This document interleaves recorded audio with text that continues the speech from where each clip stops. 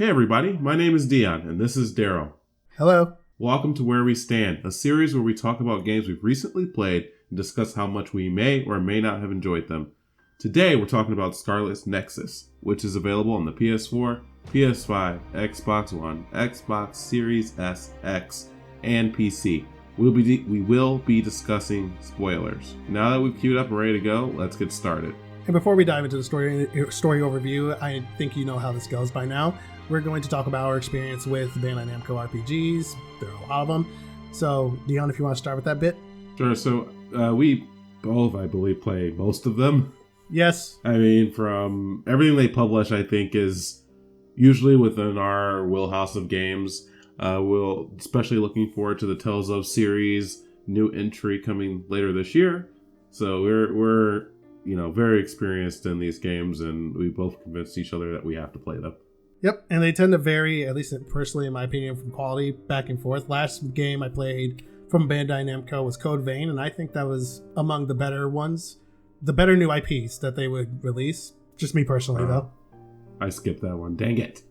I didn't want to. That's all good. It was cool. But with that, we can move along into the story overview.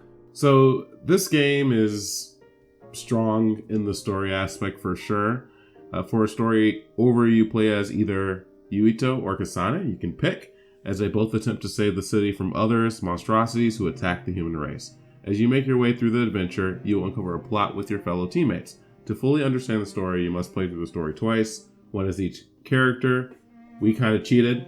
I played one, he played the other. Yep. But it was, still you get to experience the full story. I don't think we have to go into any specific details, but I thought it was very enjoyable, very rewarding, and it carries you through the game. You have mystery, plots throughout, plot mysteries, plot twists, all of it. The game was a lot more than what I thought it was going to be narratively, because I figured they're just going to give you a story just to bring you along the way. Again, a lot of Bandai Namco games that I've played either focus more on the gameplay than the story, or they're both about even. I think this is one of the few Bandai Namco games that I play where the story is really the forefront right here.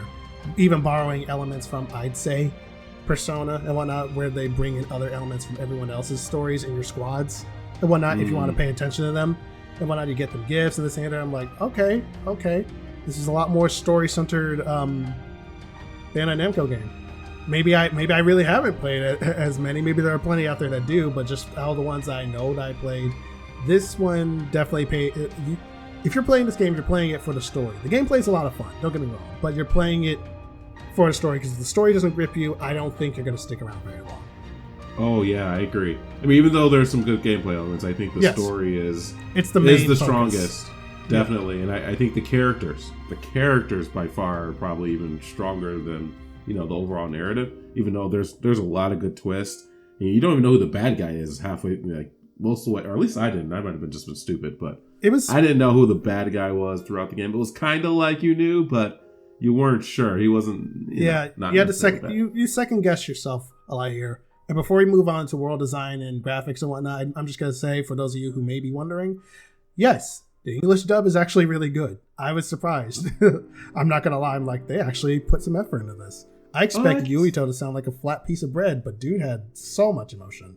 I thought Tales of Basara was good English. No, they were great too. That was fantastic as well. It's just that, again, it's a mixed bag. It depends on who they're bringing out to do it. English dub, run away. Immediately, if the English dub is bad, just skip the game.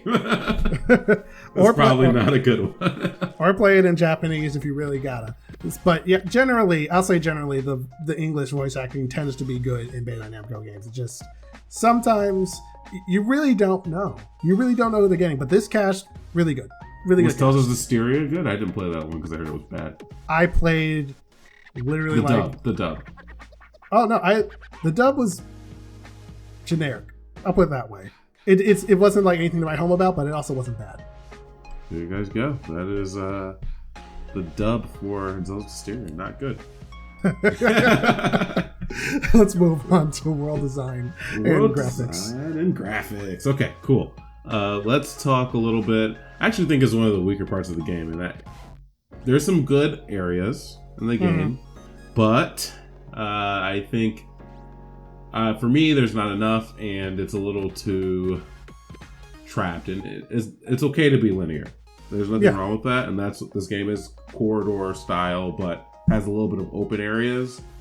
I felt that kind of hurt it. I wish it was, they should have stuck linear or non-linear and picked for me.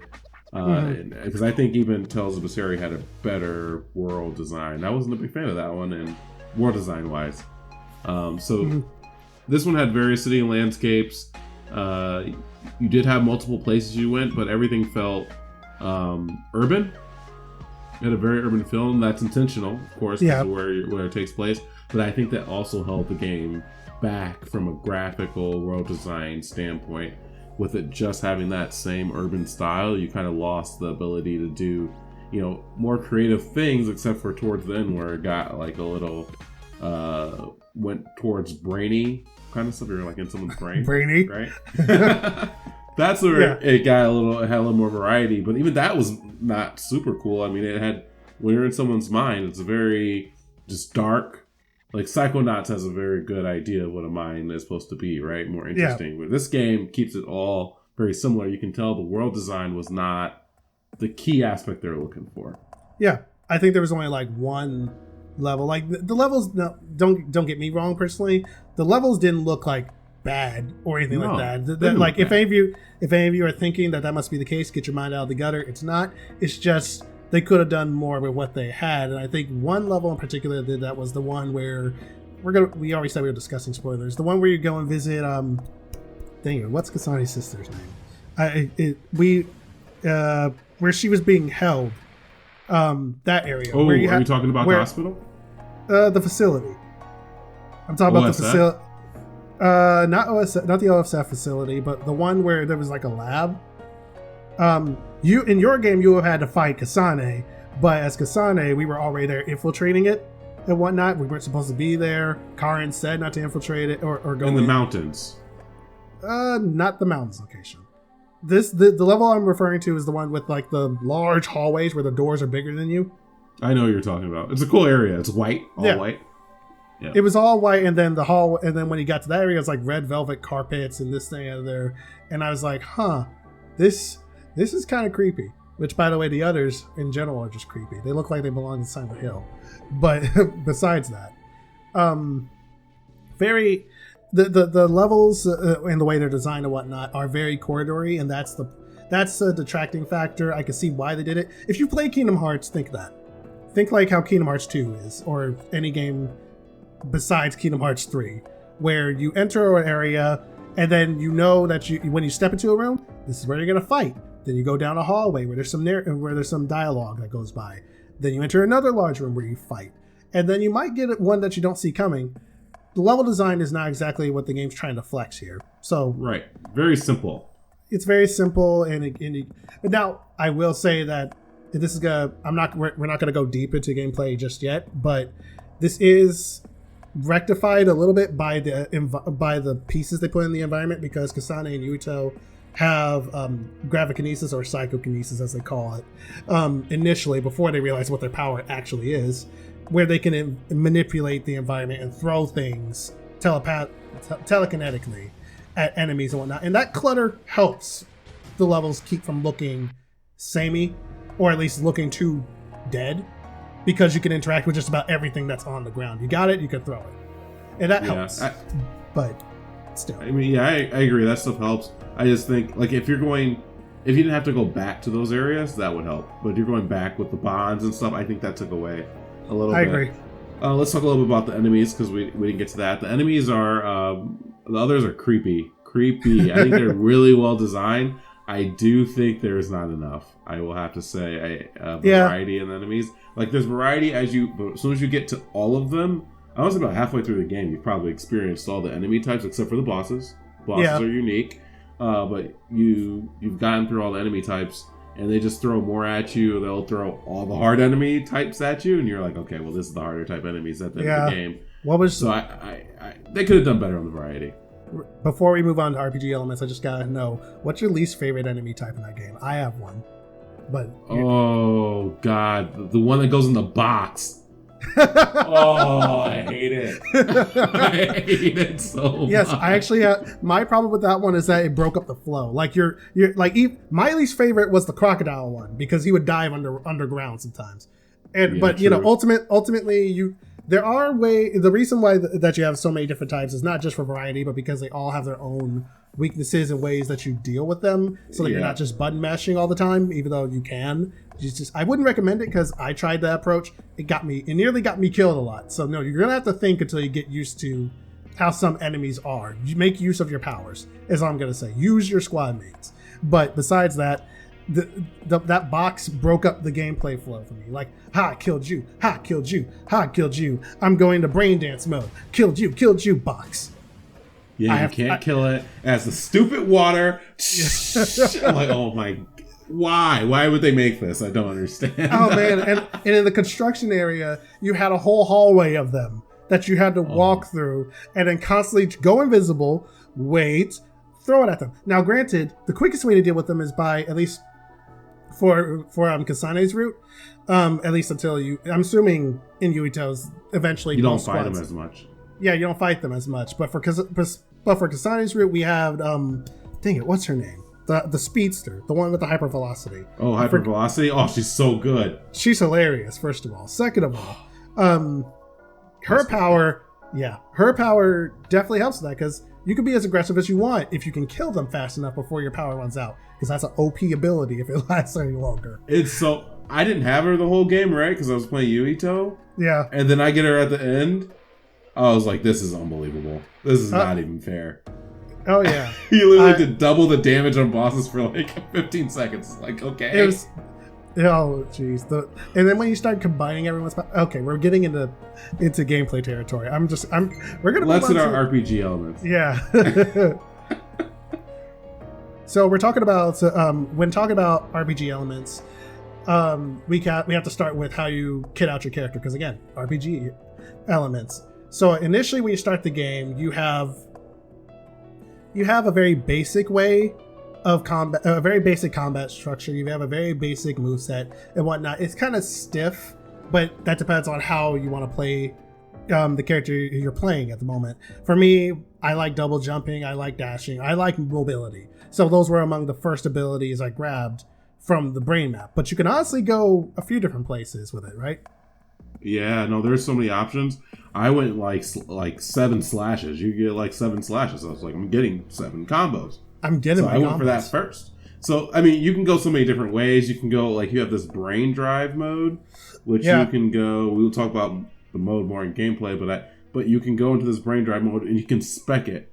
So I spec'd brain drive. So I went like all attacky, and then I spec'd brain drive because brain drive would give you more experience because you get experience pluses. So I would get brain drive, and then if you crush your enemy, you would get like triple experience or something like that. So I was really pushing the experience side. Yeah. And on top of that, you also get bonds and whatnot. And this is, if you play Persona or any game, essentially where you're making friends with characters or trying to get on their good side or get to know their backstories more. Not only do you get story stuff from them and stuff that carries over into their appearance, you also get perks to your own abilities and whatnot, where I've been saved so many times by one of them where I should have been killed, but thankfully Shiden managed to like teleport into my spot to block damage, and then he'll ridicule me like, "What the hell are you doing, Kasane? Focus up." I'm sorry. I didn't. Okay. I'm healing. I know. No, that's great. And then you can use like the X and Y. Oh, well, I guess for me it was X and Y, depending on what controller you're using. But for me, X and Y, where you can use their ability. They can like double map their ability. That was super cool. Yeah. So the bond it was a big system, and if you raise those bonds, you got way good abilities. Yeah. And then you can even get the white costumes. Yes, those are pretty cool. I'm not gonna lie. And besides that, you have the general equipment and upgrading, get better weapons and whatnot. This system, I think, could have been fleshed out a little better, but for what you got, I'm glad they didn't overdo it. Like, you always have to be upgrading your weapons. I feel like if you had like even maybe the 3rd grade version of the weapons or whatever and didn't have them maxed out, you'd still be fine. Just because the powers, depending on who you're using, are really broken. Again, I had what's her name? I had the speedster girl, I had Shiden, and I had what was the blue the blue haired chick who could duplicate herself. I had those were that's your main three with Kasane for a while. So I would duplicate myself and then deal more damage that way because you're getting hit by me twice essentially. I would also use Shiden's ability where I can electrify my weapons, and then I would also use hyper velocity, and essentially I'm moving very quickly while also laying damage into whoever I'm fighting. But of course, Kasane is a ranged fighter, so I can't go as hard as I want to. But that's the gist regarding equipment and upgrading. I'm trying not to leak into gameplay, but gameplay is right there, so we might as well. Well, upgrading, I will say, is that it's difficult to know what to upgrade. I thought it was confusing and how the exchange system works and how you or you could buy the item. I was very confusing. I thought it was too much. It should have made a little. It was too simple. You're just going plus plus plus, and then you switch to a new weapon plus plus plus. Keep it simple or keep it hard. I mean, I don't get why. I don't get the exchange system, why it was necessary. I would have liked one or the other, maybe. And then you try to keep everyone's abilities, but you realize you don't have to actually upgrade everyone because you can have them in your party. You can pick only 2 people to play with you. And then you can switch them out if one dies, though, during the game. It's really weird. So I wasn't a fan of that. They could have done better. But let's talk gameplay, because you really want to talk gameplay, so I'm going to let you shoot this one off. Oh, no. I'm not prepared for this. I'm joking. So the general gameplay loop, whenever you're fighting in different levels, is you show up, you get some story, you sprint around, you run around, you can look for items in the environment for synthesizing, if we can call it that, to make different items, or sometimes they're gifts that you can give to your party members. But otherwise, you're running in there for some goal or something you're looking for, or something you have to do. And then you fight a group of enemies. You do this about 3, maybe 4 times. There's some times where you fight like 2, and that's it. And then you're essentially done with that zone. You can return later if you're allowed to for any side stuff that you want to do. But, and this is going into spoiler territory, a lot of the early portion of the game, Kasane is trying to kill Yuito because she's admittedly stubborn and dumb for the first half of the game. And they try to explain it in a way, but her shtick was simply, I don't want to think about it, I don't want to question it, I can't question it, I just have to do it. And if I try to talk to Yuito, then I might get influenced not to. So her mindset was, I'm just going to attack him and kill him before I think twice, essentially. And that threw off her whole squad because they're like, what the fuck are you doing? Stop. oh man, the scene where they give her a talking to, I'm like, thank you. Shiden, you annoyed me for so much in this game, but this is you spitting facts. Calm her down for 2 seconds. But generally, the reason I bring that up with the general combat loop is that for Kasane's route, oftentimes you're running and looking for items and whatnot and stuff that goes to the general combat side, but you're also trying to kill Yuito in the beginning of the game. So some of those levels are a bit shorter than the latter ones, where they're more, I'm gonna say long, out, where they're longer. Because at first your goal is, again, as Kasane is, we're going here to fight Yuito, so the levels are a lot shorter and whatnot, because they're more focused around the narrative, and they're focused around the narrative later. But when they start opening up, especially when you get your whole squad, like both squads merge, which I was so happy that happened. I was like, okay, please. You ever have that moment where you're just like, talk to each other. Yuito, listen to Yuito. He wants to talk. He's gonna understand. Just talk to him. I was saying that so many times, but I digress. Dion. I was all over the place, and I know it. The general combat loop, I won't comment more on, but let's talk about like the general gameplay. A lot of it is so right. I think Yuito's and Kasane's gameplay is actually slightly different. You play the characters are intended to play different. Yuito is you attack up close, 3 attacks, and then you back off. Use this sword up close, then you back off. Use psychonetics, attack, then come back in, do more attacks. So his is a very much in and out type of gameplay. Reminds me of like Final Fantasy 14 Red Mage. Very similar kind of thought, at least I would say, except it's more melee versus, I think Red Mage is more distant. I will say I think they did a really excellent job of continually adding gameplay as the game goes.